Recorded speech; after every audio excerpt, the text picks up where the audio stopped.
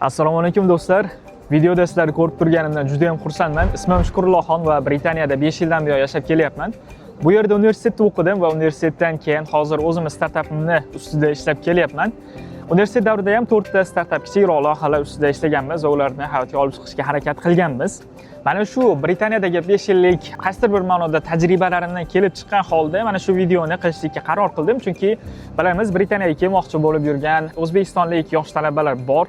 Va xudo xohlasa bu video ularga foydali bo'ladi. Sababi bu videoda Britaniyaga kelib o'qishlikni 5 ta ijobiy taraflarini va 5 ta uni salbiy taraflarini ko'rib chiqishga harakat qilamiz va Britaniyaga o'qishga kelishlikni o'ylab yurgan va qaysidir bir ma'noda ishonchliroq manba qidirib yurgan insonlarga xudo xohlasa mana shu yerda yashab yurgan inson sifatida bergan ma'lumotlarim umid qilaman foydali bo'ladi. Salbiy va ijobiy jihatlarini birma-bir ko'rib chiqishlikni boshlaymiz. Dastlab ijobiy jihatlardan boshlasak, birinchi bo'lib aytgan bo'lar edim, yuqori sifatli ta'lim va bu yerdagi siz bitirgandan keyin oladigan diplomingizni obro'si bu birinchi afzallik deb bilgan bo'lardim. Chunki baribir Britaniya uzoq yillik oliy ta'lim uslubiga, an'analariga ega va bular 1000-yillardan 1100-1200-yillardan baqasi shakllanib kelayotgan ta'lim sistemasi. Mana shuni hisobida bularda juda ham darajada boy tajriba bor oliy ta'limni o'qitishlik borasida va shuning uchun ham bu yerda siz akademik oladigan bilimlaringiz, darslaringiz va darsliklaringiz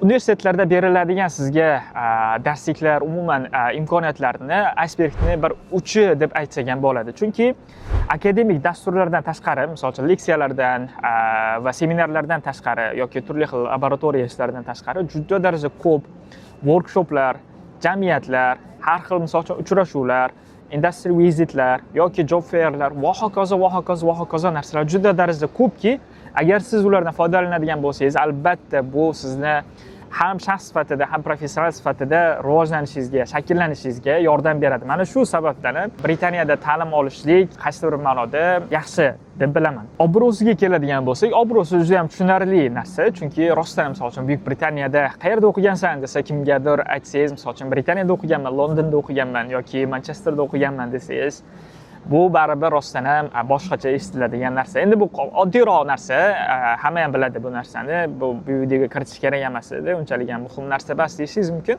Rostdan ham shunaqa, bilmadim, nimagadir shuni ham qo'shib ketgim keldi. Aybga buyurmaysizlar. Xo'p, ikkinchi masala bu tezroq bitirish imkoniyati. Bakalavr bu yerda 3 yil davomida o'qitiladi va magistratura bo'lsa 1 yil, 1,5 yil davomida o'qitiladi. Qolgan davlatlarga solishtiradigan bo'lsangiz, juda darajada ko'p davlatlar bakalavrni 4 yilda o'qitishadi sizga va magistraturani ko'p holatlarda 2 yilda bitirasiz. Bu degani bu yerda o'qiydigan bo'lsangiz 1 yil, eng kamida yarim yil bo'lmasa 1 yil davomida siz diplom olgungacha bemalol vaqt yutishligingiz mumkin bo'ladi va buni afzalligi nima? Shunchaki demak kamroq o'qirkanman-da deyishingiz ham mumkin boshqa tarafdan olib qarasa, lekin men buni qo'llab-quvvatlayman. Nega degan savolga, bilamiz, hozirgi kunda hamma narsa juda darajada tez o'zgaryapti va yangilanyapti. Siz misol uchun 3 yil kerakcha bilimlarni olib, uni real hayotda sinab ko'rib va undan keyin misol uchun nimalardir mana bu bilimlar menga yetishmayapti degan joyingizda 3 oylik, 4 oylik, 2 oylik kurslarni olib, bilimingizni to'ldirib borganingiz sizga birdaniga 4 yilda misol uchun bakalavrni o'tib, undan keyin sanoatga chiqib ishlashni boshlaganingizdan ko'ra manfaatliroq bo'ladi deb o'ylayman. Chunki bilamiz, hamma narsa tez o'zgaryapti. Aytaylik, misol uchun siz marketingda bo'ladigan bo'lsangiz, bugun qo'llab turgan texnikangiz, texnologiyangiz ertaga eskirib qolishlik ehtimoli bo'lyapti yoki buni misol uchun istalgan sohaga nisbatan ham aytishingiz mumkin bo'ladi. Mana shu nuqtai nazardan bu yerdagi qisqaroq muddat davomida bakalavrni ham magistraturani ham tugatishligingiz bu albatta ijobiy tarafi deb bilaman. Bu ikkinchisi edi. Endi uchinchisiga o'tadigan bo'lsak, bu o'qishdan keyingi viza imkoniyatlari. 2026-yilning 31-dekabrigacha keladigan talabalarga Britaniyada o'qishni tamomlaganlaridan keyin 2 yillik graduate road viza beriladi. Bu ya'ni o'qishni tugatgandan keyingi sizga imkoniyat sifatida beriladigan viza. Aytib o'tib ketishim kerak, bu ixtiyoriy narsa. Xohlasangiz topshirasiz va olasiz va xohlasangiz bunga topshirmasangiz ham va qaytib ketishingiz ham mumkin. Lekin agar topshiradigan bo'lsangiz, o'sha aytilgandek 2026-yil 31-dekabrigacha topshirgan talabalarga, kelgan talabalarga bu 2 yil muddatga beriladi. va undan keyin keladiganlarga bo'lsa 18 oy, ya'ni 1,5 yil muddatga beriladi va bu muddat davomida siz karyera qilishlik uchun harakatlar qilib ishlarga topshirib ish olishligingiz va yoki o'z startapingizni qilmoqchi bo'lsangiz, ana shuni hayotga olib chiqsangiz bo'ladi. Sizda hech qanaqangi qonuniy nuqtai nazaridan cheklovlar bo'lmaydi. Xo'p, keyingisi bu keng madaniy xilma-xillik. Britaniya, ayniqsa bo'lib ham London kabi katta shaharlari bu yerni kichraytirilgan modeliga o'xshaydi, chunki bu yerda siz turli xil millat vakillarini ko'rasiz. Turli xil millat vakillari bilan birgalikda yashaysiz, ishlaysiz, o'qiysiz. Atrofingizdagi misol uchun ko'radigan odamlaringiz har xil millat vakillari, har xil ishonch sistemasiga ega bo'lgan insonlar va har xil fikrlash, dunyoqarashga ega bo'lgan insonlar bo'ladi va siz ularning ichida yurib, butun boshli yer yuzini turli xil millatlar haqida yanada yaxshiroq tushunchaga ega bo'lasiz. Ular bilan misol uchun ishlash ko'nikmalarini shakllantirasiz. Ularni fikrlashi, ularning qadriyatlari bilan yanada yaqindan tanishasiz va bu sizga dunyoqarashingizni kengayishiga sabab bo'ladi. Kelajakda ham xalqaro bizneslar qilmoqchi bo'lsangiz ham, siz bilasiz, ma'lum bir darajada ularni qandaydir ma'noda bo'lsa-da an'analarini, fikrlash uslublarini, qadriyatlarini bilasiz va bu sizga albatta qo'l keladi. 5-inchisi keladigan bo'lsak, bu kuchli karyera va yoki startap qurish muhiti. Bu yerda o'zingiz bilganingizdek juda ham ko'plab international kompaniyalarining ofislari mavjud va siz ularga ishga topshirib, agar yaxshi harakat qilib, misol uchun ularning talablariga mos bo'ladigan bo'lsangiz, ularga ishga kirib, tajribangizni orttirsangiz bo'ladi va yoki agar siz startap qurmoqchi bo'lgan bo'lsangiz, bu yerda juda darajada ko'plab startap inkubatorlari mavjud, startap venture fondlari mavjud va sizga startap qurmoqchi bo'lgan insonga juda darajada imkoniyatlar keng. Har xil mentorlik dasturlari deysizmi, har xil workshoplar deysizmi, o'sha aytib o'tilganda inkubator dasturlari bo'ladimi? Bularning hammasi bor. Accelerator programmalari bo'ladimi? Bularning hammasi bor va bulardan siz bemalol foydalansangiz bo'ladi. Fondlardan pul olaman deydigan bo'lsangiz, islomiy fondlar ham juda ham yetarlicha mavjud va islomiy dasturlar ham juda darajada mavjud. Hali qadriyatlarimiz nuqtai nazaridan kelib chiqayotganda, chunki venture fondlarda har xil, misol uchun ribo aralashib qolgan pullar ham ko'p bo'ladi. Mana shuning uchun misol uchun qadriyatlarimizdan kelib chiqqan holda pul olaman va biznesimni qadriyatlarimizga asoslangan holda quraman deydigan bo'lsangiz, islomiy misol uchun venture fondlari ham bor. Ulardan bemalol pul olsangiz bo'ladi va bu nuqtai nazaridan sizga haqiqatan ham kuchli karyera qurish yoki kuchli startap qurish uchun yaxshigina muhit mavjud, ekotizim mavjud. Bundan bemalol foydalansangiz bo'ladi. Lekin bu yerga dunyoning top talentlari keladi. Turli xil burchaklaridan eng yaxshi talabalar kelishadi va siz karyera qurmoqchi bo'lsangiz va xalqaro katta kompaniyalarga topshirayotgan paytingizda siz bilan bir xil paytda, bir xil joy uchun juda ham ko'plab darajada, juda ham turli tuman talentlar topshiradi. Bitta o'ringa 10 talab, 20 ta, 100 talabgacha kerak bo'lsa, mana shunaqangi talash bo'ladi. Mana shuning uchun buni juda ham oson, imkoniyatlar juda ko'p ekan, boraman, misol uchun harakat qilaman, bo'lib ketadi deb oddiyroq ko'rishlikni tavsiya qilmayman, chunki rostdan raqobat juda darajada kuchli va raqobatga siz tayyorlanib borishingiz kerak. Universitetga kelgan paytingizdan boshlab ma'lum bir strategiyangiz bo'lishi kerakki, birinchi kursligingizdan boshlab bu yerda ma'lum bir zinalar bor. Ana shu zinalarni bilishingiz kerak birinchidan bitta va bilganingizdan keyin ana shu zinalar bo'ylab qadam bosib tepaga qarab chiqib ketishingiz kerak. Ayrim zinalarni o'tkazib yuboradigan bo'lsangiz, bu sizga kelajakda qimmatroqqa tushishligi mumkin. Vaqt yo'qotib qo'yishligingizga, pul yo'qotishligingizga va qaysidir ma'noda yana qayta bir xil joyda depsinib turib qolishligingizga sabab bo'lishligi mumkin. Va shu raqobatni kuchliligini his qilgan holda bemalol misol uchun o'ziga o'zi ayta olishingiz kerak. Bu yerda rostdan ham misol uchun karyera qurishlik uchun ham, startap qurishlik uchun ham juda ham yaxshi sharoitlar, imkoniyatlar mavjud, muhit mavjud. Bu 5 ta men hozir misol uchun yig'gan ijobiy taraflari bo'ladigan bo'lsa, endi keling balanslash uchun faqat bir tarafini ko'rsatib emas, ikkinchi tarafini ham ko'rsataylik. Salbiyroq taraflarini ham ochib beraylik. Birinchi navbatda bu yerdagi xarajatlarning yuqoriligi, ya'ni yashash xarajatlaringiz bu yerda agar London shahrida yashaydigan bo'lsangiz, davlat hukumati ham veb-saytiga kirsangiz bu yozib qo'yilgan. O'rtacha hisobda 1300 funtdan yuqoriroq xarajat qilasiz bir oyingizga. Bu misol uchun kimlardir 900 funt, 1000 funtdan xarajat qiladigan bo'lsa, kimlardir 1,5 funt atrofida xarajat qiladi va undan uyog'ida xarajat qiladi. Lekin o'rtachasi 1300 funtni tashkil qiladi. Agar siz Londondan tashqaridagi boshqa shaharlarda yashaydigan bo'lsangiz, bu sizga o'rtacha hisobda 1000 funt atrofiga to'g'ri keladi. 800 funtdan 1200, 1300 funtgacha oylik xarajatingiz bo'ladi. Buni hisobini qilishingiz kerak va bundan tashqari kontraktlaringiz bakalavr bosqichi uchun ham kontraktlar 12 ming, 13 ming, 15 minglardan boshlansa, u yog'i tepaga qarab chiqib ketaveradi. Magistratura bo'lsa 15, 18, 20 mingdan boshlanib, u yog'i u ham yana tepaga qarab ko'tarilib ketaveradi. Bu degani 30 ming, 35 ming dollargacha atrofi siz yillik xarajatingizni hisobini qilib qo'yishingiz kerak bo'ladi. Unutmang, kimdir sizga agentliklarga borganingizda yoki boshqa joyda sizga aytsaki, universitetda o'qib yurgan paytingda bemalol o'zingni xarajatlaringni qoplay oladigan pul topa olasan va bemalol kontraktingni ham o'zing to'lay olasan deydigan bo'lsa, men bu fikrga mana shu yerda 5 yildan buyon yashab kelayotgan inson sifatida unchalik darajada qo'shilmagan bo'lardim. Chunki bilmadim, bu Temza ko'rinyaptimi yo'qmi, lekin Temzada haqiqatan ham bu hazilom misroq nima, lekin haqiqatan ham pul daryo bo'lib oqmayapti. Jiddiyroq qilib aytadigan bo'lsak, sizda talaba sifatida kelgan paytingizda 20 soatgagina ishlashga huquq beriladi. Qonunan siz 20 soat ishlay olasiz. Undan u yog'ida yana ishlaydigan bo'lsangiz, u nelegal hisoblanadi va nelegal topadigan ishlaringiz sizga minimum miqdorda to'lov to'laydi. Soatiga minimum pul to'laydi va bu degani siz mana shunday 30 ming, 35 ming dollarlik xarajatingizni chiqarib olishingiz uchun haftasiga 30, 40, 50, 60 soat va yoki undan da ko'proq ishlashlikka majbur bo'lib qolishingiz mumkin agar o'zingiz ham xarajatlaringizni chiqaraman deydigan bo'lsangiz. Kontraktda qopqonaga tushib qolmaslik uchun o'ziga yarasha, misol uchun kelishdan oldin qilinishi kerak bo'lgan va to'lovlarni ham ma'lum bir darajasida to'lab kelish kerak bo'lgan joylari bor. Balkim bu masala qiziq bo'ladigan bo'lsa, yana bir boshqa alohida videoda uni ham alohida ko'tararmiz, chunki u ozgina cho'zilib ketib qolishligi mumkin.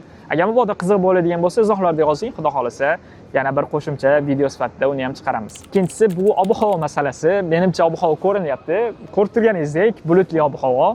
Istalgan paytda hozir yomg'ir yog'arishi mumkin. Qo'rqib turibman videoning o'rtasida yomg'ir yog'arishligidan. Ilohim yog'vormasin, bo'lmasam boshqa joyga ko'chishimiz to'g'ri kelib qoladi. Xo'p, ob-havo bu yerda baribir ko'proq kunlar bulutliroq bo'ladi. O'zbekistonni bilamiz, taqriban 300 kun atrofimizdagi kunlarimiz 1 yildagi quyoshli kunlar hisoblanadi. Bu yerda bo'lsa, bunaqa quyoshli kunlarda hisobi 120 dan 180 atrofida mana shunaqa qarodi. Ya'ni ko'proq kunlaringiz bulutliroq, mana shunaqa yopig'roq, yomg'irliroq, mana shunaqangi o'tishligi mumkin va bu ayrim insonlarga haqiqatan ham salbiy ta'sir ko'rsatadi. Tushkunlikka moyilroq qilib qo'yishligi ham mumkin va bu 4-chi salbiy jihatini ham gaplashib o'tamiz. Ana o'shanga ham bog'liq bo'lishi mumkin. 4-chisini alohida aytib o'tib ketaman, hozir aytmay. Bu ob-havo masalasi. Agar siz masalan yomg'irni yaxshi ko'radigan bo'lsangiz, yo menga bu unchalik ham muammodek ko'rinmayapti, unchalik muammodek eshitilmayapti deydigan bo'lsangiz, zo'r, ideal joy. Lekin juda ham ko'pchiligimiz O'zbekiston aytganimdek o'sha quyoshli davlatga kelganligimiz uchun baribir bu bilinadi. 3-chisiga keladigan bo'lsak, bu yerdagi akademik uslubdagi farq. O'zbekistonda maktabda, kollejda, hattoki universitetda o'qiganimizda ham ko'proq tepadan pastga uslubida o'qiymiz. Mana shunaqangi sistemada o'qiymiz va bizni kitoblarimiz aniq tayyor. Aynan qaysidir bir kitoblarga ko'ra darsliklar o'tamiz. Aynan qanaqadir materiallarga ko'ra darsliklar o'tamiz. Bitta o'qituvchi o'quvchilarga yuzlangan holda asosiy speaker sifatida misol uchun darsliklarni beradi va ma'lum bir belgilab qo'yilgan topshiriqlarnigina beradi. Va o'shalarnigina bajarib boramiz. Va bu yerda bo'lsa, bu yerda akademik uslub nisbatan anchagina farq qiladi. Bu yerda sizni darsliklaringiz haftada 2 kun yoki 3 kun davomida bo'ladi va 2 kun 3 kunda ham siz 2 soat, 3 soatlik darsliklarda qatnashasiz va bo'ldi. Mana shuni o'zi bilan sizni haftalaringiz mana shunday o'tadi va asosan bu yerdagi o'sha ta'lim sistemasiga ko'ra self studyga ko'proq urg'u berishadi. Ya'ni o'zingiz mustaqil ta'lim olishingizga ko'proq urg'u berishadi. 20%, 30% holatlarida sizni tepangizda o'qituvchingiz bo'ladi. Leksiyada qatnashasiz, seminarda qatnashasiz, workshoplarda qatnashasiz, laboratoriya ishlaringiz bo'ladi. Mana shular hammasi akademik dasturlar jamlab kelganingizda 20% atrofini tashkil qiladi va sizga beriladigan topshiriqlar va siz o'zingiz mustaqil ravishda, o'zingizga o'zingiz savollar berib, ana shunga mustaqil ravishda tadqiqotlar o'tkazdirib, mustaqil ravishda javoblar topishligingiz bu akademik hayotingizni, universitet hayotingizni 70-80% ni tashkil qiladi. Topshirmoqchi bo'lgan universitetingiz veb-saytiga ham kirgan paytingizda o'sha o'zingiz tanlagan sohani dasturiga qarasangiz ham dasturda yozib qo'ygan bo'ladi. 20-30% holatlarida o'qituvchilar bilan birgalikda ishlaysiz. 70-80% holatlarida mustaqil ta'lim olishga olasiz deb yozib qo'yilgan bo'ladi va mana shu ko'p hollarda O'zbekistonga kelgan talabalarda qanaqadir misol uchun bu sistemaga moslashib olishganlarigacha yarim yil, 1 yil davomida vaqt o'tib ketib qolishiga ham sabab bo'lishligi mumkin. Ayrim holatlarda shunaqa holatlar ham bo'ladi. Sizga topshiriqlar berib qo'yiladi va topshiriqlarga qanaqadir reportlar, hisobotlar yozasiz, essaylar yozasiz yoki assignment qanaqadir misol uchun tahliliy narsalar yozasizda, uni keyin topshirasiz. O'zbekistonda biz ko'p hollarda bitta xonaga sizga qanaqadir ma'noda bir topshiriqlar beriladi. Mana shu xonada o'tirgan holatda uni yechasiz. Ana shuni hisobidan hozir ikkalasi ikki xil bo'lganligidan mana bu birinchisini ayrim talabalar umuman bilmay qolgan holatlari ham ko'zga tashlanadi. Umuman o'sha akademik dasturlarga moslashib olish ham o'ziga yarasha vaqt talab qiladi. Bundan tashqari karyera qurmoqchi bo'lganlar birinchi kursdanoq harakatni boshlashliklari kerak bo'ladi. Bu yerdagi ta'lim sistemasi boshqacharoq. Ta'lim sistemasida o'qib yurgan odamlar karyera qilmoqchi bo'lganlar ayniqsa bosib o'tishligi kerak bo'lgan va bosib o'tishsa ularga juda ham darajada katta ustunlik beradigan zinalar bor. Ana shularni bilmay qolishliklari, o'tkazdirib yuborishliklari talabalarga qimmatga tushadi va mana shuni hisobidan ham ko'pchilik talabalar bitirgandan keyin o'zlari xohlagan ishlarini topisha olmaydi, o'zlari xohlagan ishlarga qabul qilinishmaydi, chunki ayrim zinalarni ular qoldirib ketishgan va agar ularda ana shu zinalar bo'lganida ularga ko'p ustunlik bergan va yuqorida aytib o'tganimizdek top talantlarning ichida ularni qolgan talantlardan ko'ra ustunroq, afzalroq kandidat sifatida ko'rsatgan bo'lardi ish beruvchilarga. Lekin uni o'tkazib yuborishadi. Mana shu ham qaysidir ma'noda salbiy jihatlari sifatida bilaman. Xo'p, 4-inchisi bu yolg'izlik masalasi edi. Buni ob-havoga ham bog'liqlik joyi bor. Britaniyaga kelganingizda, ayniqsa katta shaharlarda yashaysiz, Londonga o'xshagan shaharlarda yashaysiz, bu yerda hayot juda ham tez. Hamma o'zini ishiga, o'zini o'qishiga, o'zini har xil masalalarda, muammolariga shoshib yurgan bo'ladi. Hamma shoshib yurgan bo'ladi. Metrolarda ham ko'rsangiz, hamma yoki telefonida, yoki kitobi bilan, yoki o'zini ichidagi nimasidir bilan band, yoki shunchaki uxlab ketyapti, chunki charchagan. Siz ham xuddi shu holatda bo'lasiz. Ayniqsa agar siz misol uchun kontraktingiz o'zingiz to'layotgan talaba bo'lsangiz, bu degani sizda ham o'qish, ham ishingiz, ham o'zingiz shaxsiy hayotingiz balanslash turadi va buni uchalasini o'rtasida siz unchalik ham ko'p vaqtga ega bo'lmaysiz va mana shu uchalasini o'rtasida aylanasiz. Bu sizga qaysidir ma'noda kichikroq bo'lsa ham izolyatsiyaga tushib qolishingizga, nisbatan o'zingizni yolg'izroq his qilishingizga sabab bo'lib qolishligi mumkin va bu 4-chi salbiy jihatimiz edi. Bunga yechim o'laroq siz o'zingizga shaxsiy vaqt ajratishingiz kerak. Shaxsiy shunday vaqtlar ajratib qo'yishingiz kerakki, unda siz o'rtoqlar bilan vaqt ajratasiz, qanaqadir jamiyatlarga qo'shilasiz, qanaqadir misol uchun sport eventlariga yoki universitet tarafdan tashkillashtiriladigan qanaqadir bir boshqa shaharlarga, boshqa bir parklarga chiqish, ana shunaqangi dasturlar uchun alohida vaqtlar ajratib qo'ysangiz va ularda albatta qatnashadigan bo'lsangiz, nima bo'lishi qat'iy nazar qatnashadigan bo'lsangiz, bu sizni o'sha yolg'izlikka tushib qolishlikdan yoki tushkunroq kayfiyatga tushib qolishlikdan albatta saqlaydi. Bunga ham misol uchun jamiyatlar o'laroq bir misol sifatida o'zimizni ham bemalol aytib o'ta olaman. Xudo xolasa Fly High jamiyati bu maqsadi yuqori bo'lgan, Britaniyada kelib yaxshi universitetlarda o'qishni bitirgandan keyin o'zini yaxshi karyerasini qurmoqchi bo'lgan va yokida yaxshi startapini qurmoqchi bo'lgan insonlar uchun bir jamiyat sifatida shakllanyapti. Mana shunga o'xshash jamiyatlarga yaqinroq bo'lsangiz, ularda har doim faol bo'ladigan bo'lsangiz, xudo xolasa sizda yolg'izlik hissi bo'lmaydi. Bu bir yechim va reklama. 5-inchisi va oxirgisi bu ish topishdagi raqobat. Buni albatta tepada aytib o'tib ketdim, lekin yana bir bor aytib o'tishlikni xohlayman, chunki raqobat haqiqatan ham kuchli. Britaniyaga kelib, misol uchun ta'lim olishingiz mumkin. Ta'lim olayotgan paytda ham, misol uchun aytib o'tganimizdek, akademik dasturlar bilan cheklanib qolmang, chunki u icebergning uchi xolos. Uni ortida juda darajada ko'p imkoniyatlar, ko'p turli xil dasturlar bor va ulardan albatta foydalaning. Shunda siz nazariy jihatdan kuchli kandidatga aylanasiz, lekin amaliy jihatidan baribir ko'nikmalaringizni orttirishingiz uchun turli xil internshiplar, turli xil placementlarga qatnashishligingiz, turli xil volontyorlik ishlarida qatnashishligingiz kerak bo'ladi va bu sizga amaliy ko'nikmalarni, amaliy ish tajribasini shakllantiradi. Va bozorga, raqobatli bozorga chiqqan paytingizda sizni afzal kandidat sifatida ish beruvchilarga ko'rsatadi.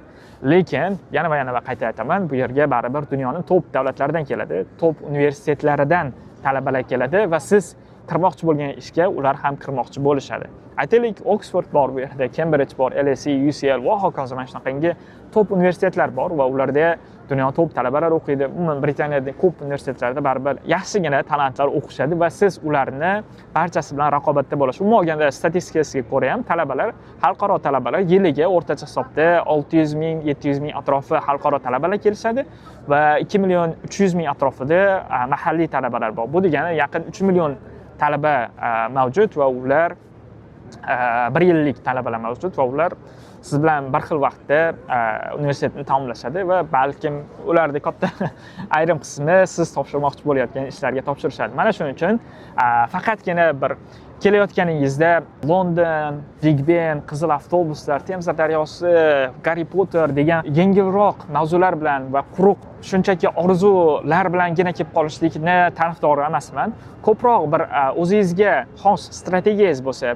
maqsadingizni aniqroq belgilab olgan bo'lsangiz va o'sha atrofida O'zbekistonning o'zida ham nimalardir qilayotgan bo'lsangiz, kichik qadamlar, katta narsa emas, hamma narsa bilib kelishingiz kerak emas.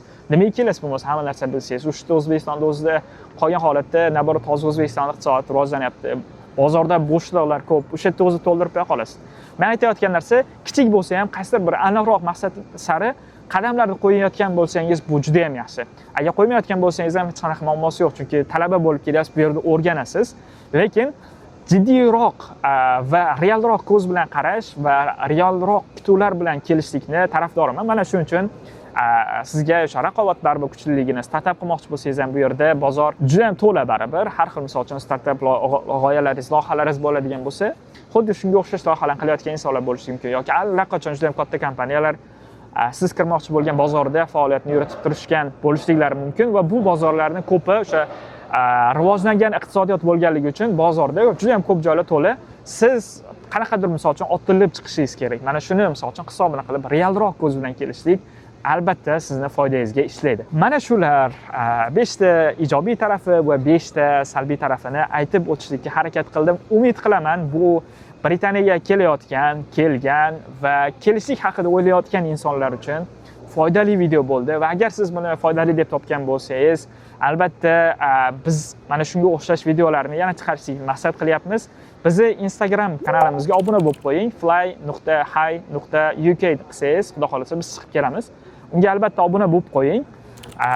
Shunda foydali mana shunga o'xshash videolarni o'tkazib yubormaysiz va agar video yoqqan bo'lsa yoki foydali deb topgan bo'lsangiz va sizda boshqa savollar bo'lsa, bemalol izohlarda yozib qoldiring. Boshqa yana ko'plab videolarni qilishlikka harakat qilamiz.